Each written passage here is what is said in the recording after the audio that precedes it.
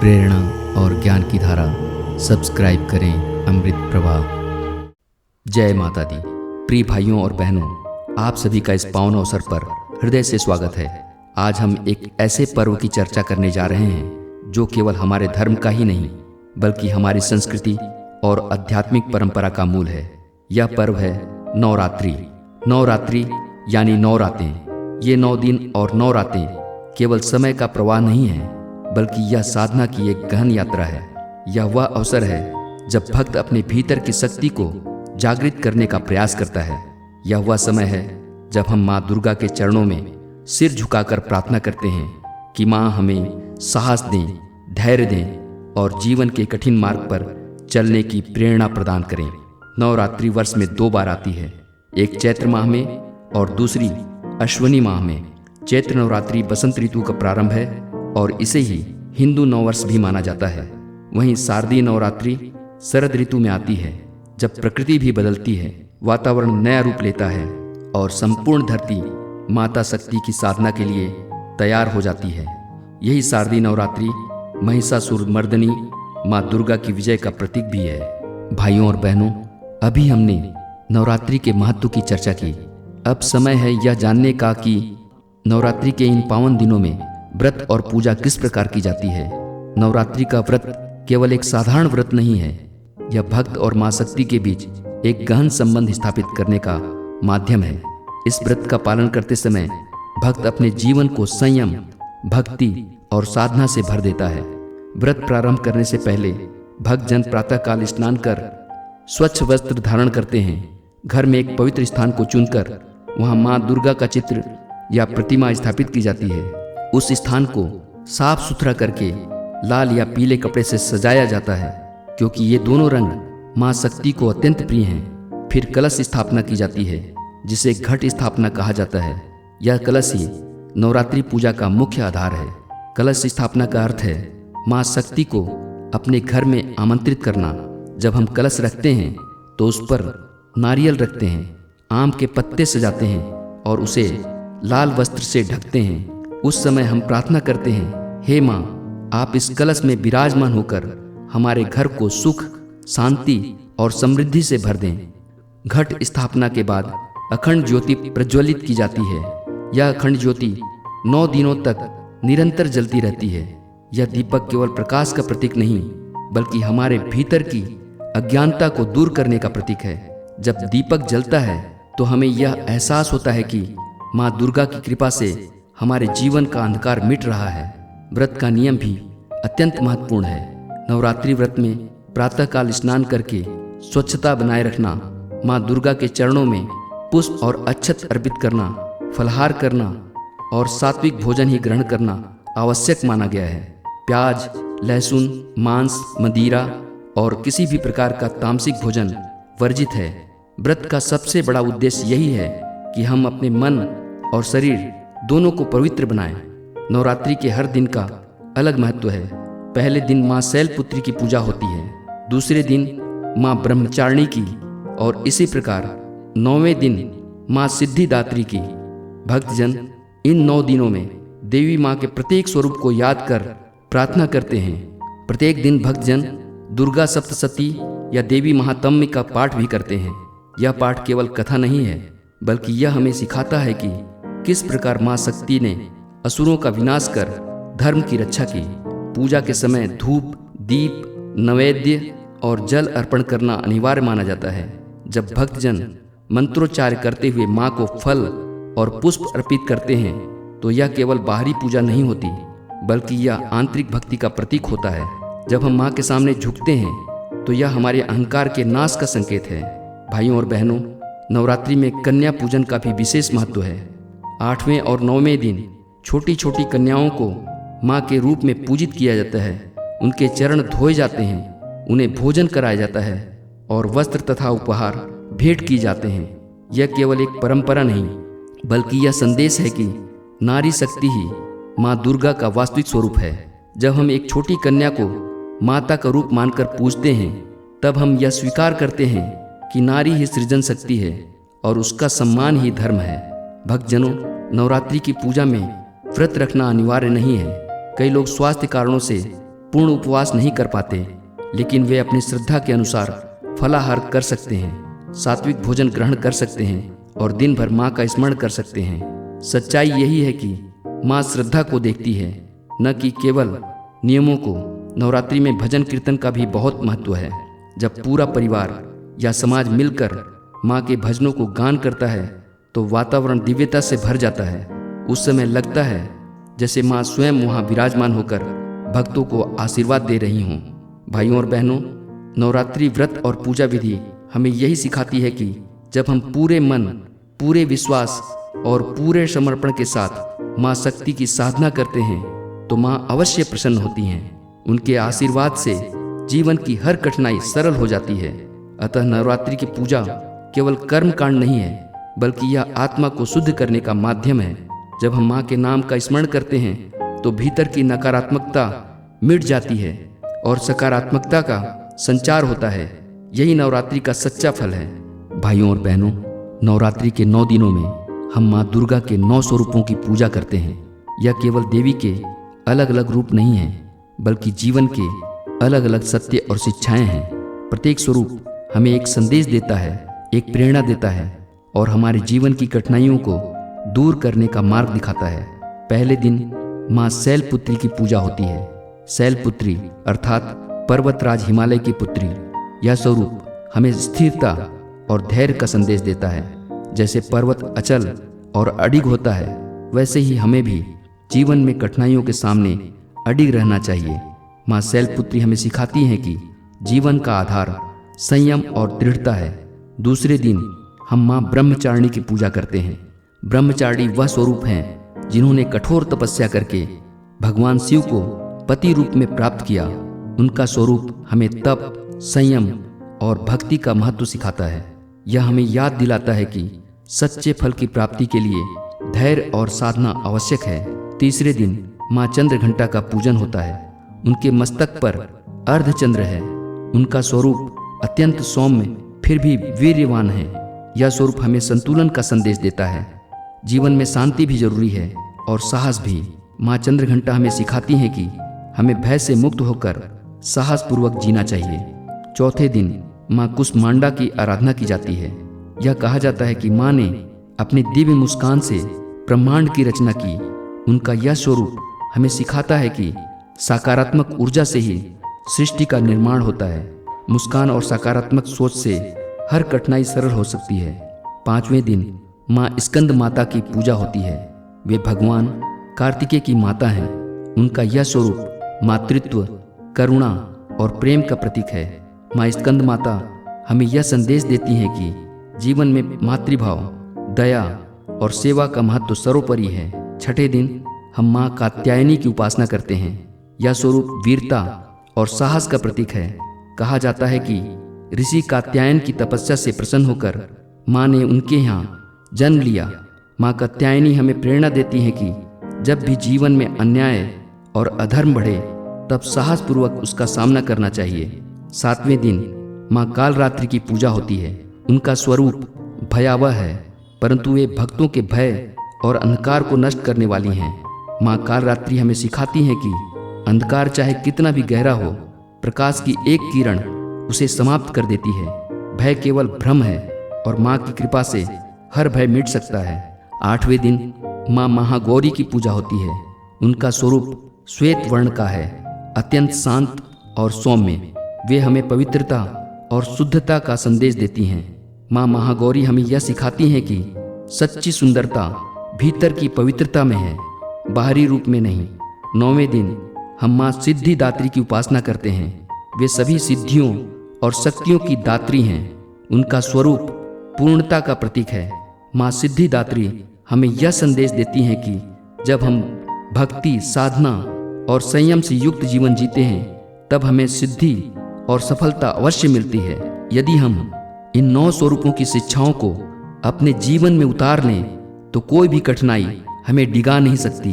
यही नवरात्रि का वास्तविक संदेश है। कहा गया है, सर्वमंगल मांगल्ये शिवे सर्वार्थ साधिके शरण्ये त्र्यंबके गौरी नारायणी नमस्तुते। इस मंत्र के साथ जब हम माँ के 9 स्वरूपों का ध्यान करते हैं तो हमें यह अनुभव होता है कि माँ शक्ति केवल बाहर नहीं बल्कि हमारे भीतर भी विद्यमान है। भाइयों और बहनों, नवरात्रि का यह महान पर्व केवल व्रत रखने या पूजा करने तक सीमित नहीं है, बल्कि यह आत्मशुद्धि, साधना और भक्ति का मार्ग है। इस दौरान भक्तजन अपने तन, मन और वचन से माँ दुर्गा के चरणों में समर्पित होते हैं। शास्त्रों में कहा गया है, नियम बिना पूजा अधूरी है और श्रद्धा बिना नियम निष्फल है। इसलिए नवरात्रि की शुरुआत ही शुद्धता से करनी चाहिए। नवरात्रि आरंभ होने से पहले घर की संपूर्ण सफाई की जाती है। मान्यता है कि जहाँ स्वच्छता और पवित्रता होती है वहीं देवी माँ का वास होता है। पूजा स्थान को गंगा जल से पवित्र करना चाहिए और रोज सुबह शाम दीपक जलाकर वातावरण को दिव्यता से भर देना चाहिए। नवरात्रि का सबसे महत्वपूर्ण कार्य है कलश स्थापना। कलश स्थापना शुभ मुहूर्त में ही की जाती है। मिट्टी के कलश में गंगा जल, आम के पत्ते, सुपारी और सिक्के डालकर उसके ऊपर नारियल रखा जाता है, जिसे लाल कपड़े और मौली से बांधा जाता है। इस कलश को मिट्टी की वेदी पर स्थापित किया जाता है और उसमें जौ या गेहूं के दाने बोए जाते हैं। जैसे जैसे ये अंकुर उगते हैं वैसे वैसे माँ दुर्गा की कृपा और समृद्धि का संकेत मिलता है। अब बात करें व्रत के नियमों की। नवरात्रि के व्रत में सात्विकता का विशेष महत्व है। व्रतधारी को ब्रह्मचर्य का पालन करना चाहिए। मांस, मदिरा, प्याज और लहसुन का त्याग करना चाहिए। दिन में एक बार फलाहार या दूध लेना उत्तम माना गया है। रात को भजन कीर्तन करना या माँ देवी की कथा सुनना अत्यंत पूर्णकारी होता है। पूजा विधि भी बहुत सरल लेकिन अत्यंत गहन भाव वाली है। सुबह स्नान करके भक्त दीपक और धूप जलाते हैं, माँ दुर्गा का ध्यान करते हैं, उन्हें लाल फूल, अक्षत और चंदन अर्पित करते हैं। दुर्गा सप्तशती, देवी कवच या दुर्गा चालीसा का पाठ किया जाता है। हर दिन देवी माँ के अलग अलग स्वरूप की पूजा की जाती है। प्रथम दिन शैलपुत्री, दूसरे दिन ब्रह्मचारिणी, तीसरे दिन चंद्रघंटा और इसी प्रकार नवम दिन सिद्धिदात्री तक दिन और संध्या दोनों समय आरती करना और प्रसाद अर्पित करना अति आवश्यक है। विशेष मान्यता यह भी है कि नवरात्रि में घर में अखंड ज्योति जलाना माँ दुर्गा की असीम कृपा को आकर्षित करता है। इस दौरान किसी भी प्रकार का कलह, अपशब्द या अशुभ कार्य करने से बचना चाहिए। अष्टमी या नवमी को कन्या पूजन करना नवरात्रि का अभिन्न अंग है। यह पूजा केवल एक रीति रिवाज नहीं बल्कि यह भाव है कि प्रत्येक कन्या में देवी माँ का ही स्वरूप विद्यमान है। भाइयों और बहनों, नवरात्रि का यह अनुष्ठान केवल धार्मिक परंपरा नहीं बल्कि यह जीवन को दिव्यता से भरने का अवसर है।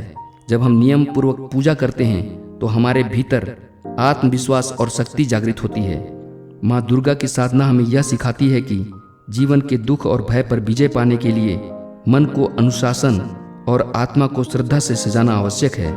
भाइयों और बहनों, नवरात्रि का पर्व केवल पूजा, पाठ और व्रत का समय नहीं है बल्कि यह माँ दुर्गा की उस अद्भुत लीला की स्तुति है जिसमें उन्होंने असुरों पर विजय प्राप्त कर धर्म और सत्य की रक्षा की।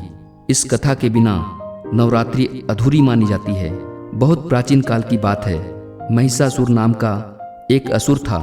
वह अत्यंत बलशाली, अहंकारी और दुष्ट प्रवृत्ति का था। उसने घोर तपस्या करके ब्रह्मा जी को प्रसन्न किया। ब्रह्मा जी ने उसे वरदान दिया कि कोई देवता, दानव, असुर उसकी मृत्यु का कारण नहीं बन पाएगा। वरदान पाकर महिषासुर का घमंड 7वें आसमान पर पहुंच गया। वह सोचने लगा, अब मेरा कोई कुछ नहीं बिगाड़ सकता। देखते ही देखते उसने तीनों लोकों में आतंक फैलाना शुरू कर दिया। देवताओं को स्वर्ग से भगा दिया, ऋषियों की तपस्या भंग करने लगा और धरती पर भी अधर्म का साम्राज्य स्थापित कर दिया। चारों ओर हाहाकार मच गया। देवता भयभीत होकर विष्णु, महादेव और ब्रह्मा जी के पास पहुंचे और निवेदन किया, हे प्रभु, महिषासुर ने तो हमारा चैन छीन लिया है। आपके दिए हुए वरदान के कारण कोई देवता उसका संहार नहीं कर सकता। अब हमारी रक्षा कौन करेगा? यह सुनकर त्रिदेव ने गंभीर स्वर में कहा, जब अधर्म अपनी सीमा लांघ देता है तभी धर्म की रक्षा के लिए शक्ति प्रकट होती है। अब यही समय है कि परम शक्ति अवतरित हो। तब तीनों देवताओं ने अपनी अपनी शक्तियां प्रकट की। महादेव के तेज से माँ का मुख प्रकट हुआ, विष्णु के तेज से माँ की भुजाएं बनी, ब्रह्मा के तेज से माँ के चरण बने और अन्य देवताओं ने भी अपना तेज अर्पित किया। इस प्रकार संपूर्ण देव शक्ति के संयोग से एक दिव्य देवी प्रकट हुई, माँ आदि शक्ति दुर्गा। उनके स्वरूप की दिव्यता का वर्णन शब्दों में नहीं किया जा सकता। उनके 10 भुजाओं में अलग अलग अस्त्र शस्त्र थे। महादेव ने त्रिशूल दिया, विष्णु ने चक्र दिया, इंद्र ने वज्र दिया, वरुण ने शंख दिया और अन्य देवताओं ने भी अपने दिव्य शस्त्र उन्हें भेंट किए। उस समय संपूर्ण आकाश जय मां दुर्गा के घोष से गूंज उठा। जब महिषासुर ने सुना कि कोई अद्भुत देवी प्रकट हुई है तो वह पहले हंस पड़ा। वह बोला, अरे ये स्त्रियां भी मुझसे युद्ध करेंगी, यह तो मेरे लिए अपमानजनक है। परंतु जब युद्ध आरंभ हुआ तब उसे समझ आया कि यह कोई साधारण नारी नहीं बल्कि स्वयं आदि शक्ति हैं। युद्ध कई दिनों तक चलता रहा। महिषासुर कभी हाथी का रूप धरता, कभी सिंह का, कभी भैंसे का और कभी मनुष्य का, लेकिन माँ दुर्गा हर बार उसके उस रूप का नाश कर देती। अंत में उसने भैंसे का रूप धारण कर माँ पर आक्रमण किया। तभी माँ दुर्गा ने अपने त्रिशूल से उसके हृदय को भेद डाला और उसका अंत कर दिया। इस प्रकार अधर्म का नाश हुआ और धर्म की विजय हुई। देवताओं ने प्रसन्न होकर माँ दुर्गा की स्तुति की। तभी से हर वर्ष नवरात्रि का पर्व मनाया जाता है ताकि हम माँ दुर्गा के इस अद्भुत पराक्रम और शक्ति को स्मरण कर सकें। भाइयों और बहनों, नवरात्रि की यह कथा हमें सिखाती है कि अधर्म और अहंकार चाहे कितना भी प्रबल क्यों न हो, अंत में धर्म और सत्य की ही विजय होती है। महिषासुर केवल एक पौराणिक असुर नहीं था, बल्कि वह हमारे भीतर के नकारात्मक विचारों, हमारी कमजोरियों और हमारे अहंकार का प्रतीक है। और माँ दुर्गा केवल एक देवी का स्वरूप नहीं, बल्कि वह शक्ति हैं जो हर इंसान के भीतर सोई हुई हैं। जब हम श्रद्धा, भक्ति और आत्मविश्वास के साथ माँ की शरण में जाते हैं तो वही शक्ति हमारे अंदर जागृत होती है और हमें हर विपत्ति से पार करा देती हैं। नवरात्रि का यह पावन पर्व हमें यही प्रेरणा देता है कि जीवन में कितनी भी कठिनाइयाँ क्यों न आए, हमें माँ की भक्ति और अपने आत्मबल के सहारे उनका सामना करना चाहिए। तो आइए इस नवरात्रि में हम सब संकल्प लें कि हम अपने जीवन से नकारात्मकता को हटाएंगे और माँ दुर्गा के गुण, साहस, करुणा, धैर्य और शक्ति को अपनाएंगे। यही असली साधना है, यही सच्ची पूजा है। भाइयों और बहनों, नवरात्रि की यह कथा हमें सिखाती है कि अधर्म और अहंकार चाहे कितना भी प्रबल क्यों न हो, अंत में धर्म और सत्य की ही विजय होती है। महिषासुर केवल एक पौराणिक असुर नहीं था, बल्कि वह हमारे भीतर के नकारात्मक विचारों, हमारी कमजोरियों और हमारे अहंकार का प्रतीक है। और माँ दुर्गा केवल एक देवी का स्वरूप नहीं, बल्कि वह शक्ति हैं जो हर इंसान के भीतर सोई हुई हैं। जब हम श्रद्धा, भक्ति और आत्मविश्वास के साथ माँ की शरण में जाते हैं तो वही शक्ति हमारे अंदर जागृत होती है और हमें हर विपत्ति से पार करा देती है। नवरात्रि का यह पावन पर्व हमें यही प्रेरणा देता है कि जीवन में कितनी भी कठिनाइयाँ क्यों न आए, हमें माँ की भक्ति और अपने आत्मबल के सहारे उनका सामना करना चाहिए। तो आइए इस नवरात्रि हम सब संकल्प लें कि हम अपने जीवन से नकारात्मकता को हटाएंगे और माँ दुर्गा के गुण, साहस, करुणा, धैर्य और शक्ति को अपनाएंगे। यही असली साधना है, यही सच्ची पूजा है। भाइयों और बहनों, यदि आपको यह नवरात्रि कथा और व्रत पूजा की जानकारी पसंद आई हो तो आपसे निवेदन है कि हमारे चैनल को सब्सक्राइब जरूर करें, वीडियो को लाइक करें, इसे अपने मित्रों और परिवार के साथ शेयर करें और घंटी का बटन दबाएं ताकि माँ दुर्गा की भक्ति और ज्ञान से जुड़े ऐसे ही प्रेरणादायक वीडियो आप तक समय समय पर पहुँचते रहे। जय माता दी।